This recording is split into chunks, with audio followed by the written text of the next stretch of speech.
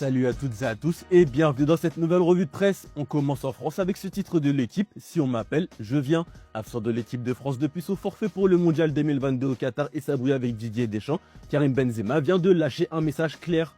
Il est prêt à revenir chez les Bleus pour la Coupe du Monde 2026 et le sélectionneur fait appel à lui. À l'occasion d'un long entretien accordé à l'équipe, Benzema a fait part de sa volonté de disputer la prochaine Coupe du Monde 2026 organisée aux États-Unis, au Canada et au Mexique. À 37 ans, l'ancien joueur du Real sait que l'édition de 2026 serait sa dernière chance de disputer un tournoi international après le fiasco de 2022. Mais qui n'a pas envie de jouer la Coupe du Monde? Tout le monde a envie de jouer cette compétition. Après, te dire est-ce qu'on peut me prendre? Comme je suis quelqu'un qui aime le foot et la compétition, forcément, si tu me dis d'aller en équipe de France pour jouer une Coupe du Monde et que je te dis non, je suis un menteur. Moi, je suis un joueur de foot, donc je joue au foot. Quand on m'appelle, je viens, je joue. J'ai des objectifs dans ma tête, j'aime le foot et j'aime gagner. J'aime les trophées, c'est ce qui m'apporte le plus. Là, je suis dans mon club. Si on m'appelle en équipe nationale, je viens pour jouer au foot et ça s'arrête là. Le 9 s'est aussi exprimé sur le Real Madrid et les problèmes actuels du club.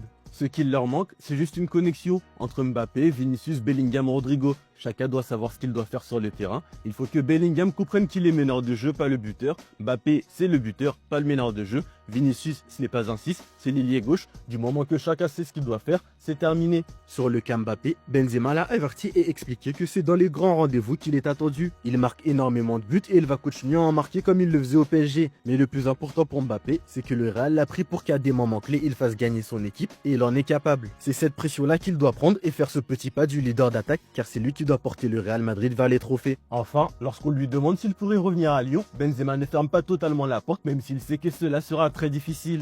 On reste à Lyon justement où l'OL s'est imposé 2-1 en Ligue Europa hier contre Go Ahead Eagles. Un programme minimum pour une grande avancée quand même, écrit le progrès. Au Groupama Stadium, les Lyonnais ont validé leur qualification pour les barrages. Paulo Fonseca a misé sur un 11 quasi type par l'absence de Tessman, blessé et remplacé par Mera. Morera et Souch sont les deux buteurs lyonnais. Cette victoire leur permet de souffler après 4 matchs sans victoire. Toujours chez le club rhodanien, le club a passé la DNCG et s'est vu prononcer un encadrement de la masse salariale. Un moindre mal après avoir échappé de peu à la relégation administrative en fin de saison dernière. Dans les autres matchs des clubs français en Europe hier, Nice creuse encore comme l'écrit l'équipe après la défaite 1-0 contre Braga. En alignant son 10e match sans victoire, le Gym a battu un record dans l'histoire du football français. Sa 8e défaite de suite s'inscrit aussi dans celle du club. Du côté du LOSC, on s'est incliné face aux Young Boys sur la pelouse de Berne. Les Lois ont notamment très vite été réduits à 10 après l'expulsion d'Ayoub Boadi. Enfin, à Strasbourg, Godot, so good pour l'équipe. Le RCSA s'est qualifié directement pour les 8e grâce à son attaquant, de nouveau buteur à Aberdeen qui leur a offert la victoire 1-0.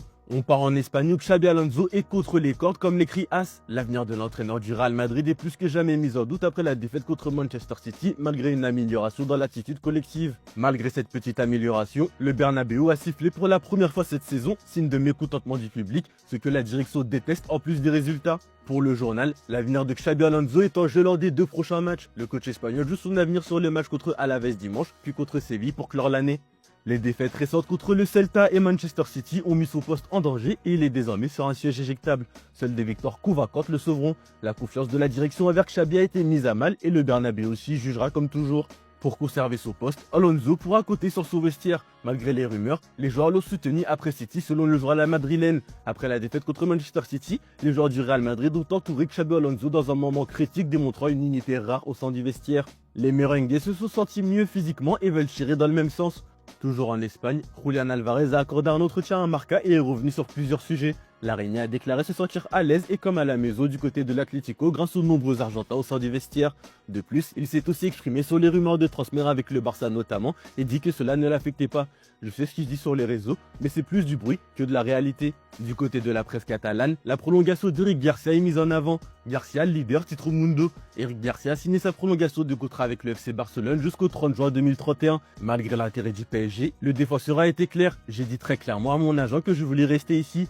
Indiscutable pour Hansi Flick, il est le joueur le plus utilisé cette saison en ayant joué tous les matchs. Sa polyvalence est appréciée par son entraîneur et sa mentalité et son caractère par ses coéquipiers. Le défenseur a dit ne pas faire du brassard de capitaine un objectif personnel, bien qu'au sein du club catalan, on pense que tôt ou tard, il le sera grâce à ses qualités de leader.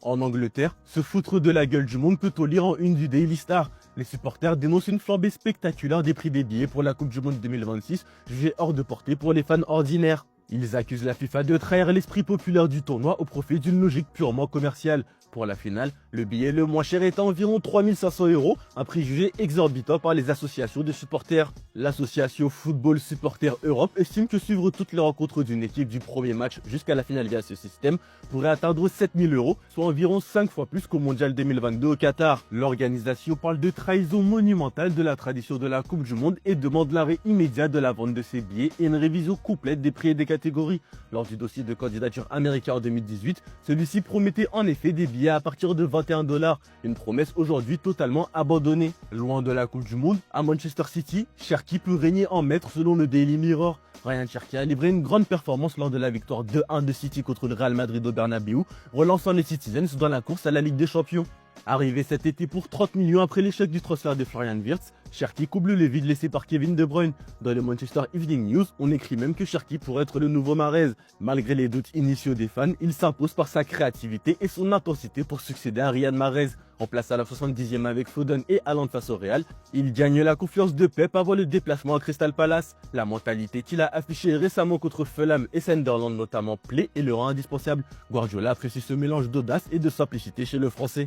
Chez le rival mancunien, la dette nette de Manchester United atteint un record de 749 millions de livres. Sir Jim Ratcliffe, entré au capital en 2024, impose des licenciements massifs et des économies sur les salaires avec les prêts de Rashford et Sancho notamment. Les ventes de Garnacho à Chelsea et d'Antonio Real Betis pour 60 millions ont aidé, mais le club est condamné à se qualifier pour la Ligue des Champions pour la santé de ses comptes. Toujours en Angleterre, on le sait, l'histoire entre Mohamed Salah et Liverpool est en grand danger après les déclarations de l'Égyptien la semaine dernière. Il en veut également à Florian Wirtz, la dernière recrue phare de l'été, qui l'accuse d'avoir pris sa place. Selon le Daily Mail, Slot bénéficie du soutien de l'ensemble du groupe et même du club. Des cadres comme Curtis Jones, Alisson ou Szoboszlai n'ont pas hésité à lui apporter du soutien publiquement. Le journal anglais estime même que le Hollandais a gagné du poids depuis l'incident avec Salah. Si à l'intérieur du club on remet en cause son sens tactique et sa gestion du groupe, le technicien bénéficie du soutien de tous, y compris de la direction, même dans le cas Salah.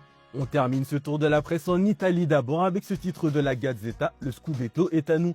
Hier, lors des Gazzetta Awards, Luka Modric et Lautaro ont affiché leurs ambitions et les deux joueurs visent le titre de Serie A. Le Croate a déclaré que la Serie A est très difficile et compétitive. Il a aussi avoué vivre un rêve en portant le maillot du Milan, club qu'il admirait étant enfant. Il vante Massimiliano Allegri, grand entraîneur et gagnant qui gère les champions avec personnalité et qui aussi a créé une atmosphère propice au vestiaire qui veut aller chercher le Scudetto. En face, à l'Inter, Lautaro, récompensé pour son année 2025, a déclaré que l'Inter n'a jamais été aussi forte avec Chivu. Aidé par un psychologue, il gère les critiques avec sérénité. Si on m'attaque, c'est par envie. Fidèle à l'Inter, il veut tout gagner, Scudetto ou Ligue des Champions, je ne choisis pas. Du côté du Corriere, Spalletti est prisonnier pour le journal. Il a hérité d'une Juventus fragilisée par les blessures et un effectif déséquilibré, optant pour la prudence sans révolution tactique. Malgré une victoire poussive contre Pafos en Ligue des Champions, le stade a grondé. Malheureusement pour lui, il n'y aura aucun renfort en janvier selon Comoli. L'objectif du club sera de confirmer la 4e place qualificative en Ligue des Champions. Voilà, c'est tout pour aujourd'hui. Bonne journée à tous, merci de votre fidélité. On se retrouve en fin d'après-midi pour le JT Foot Mercato.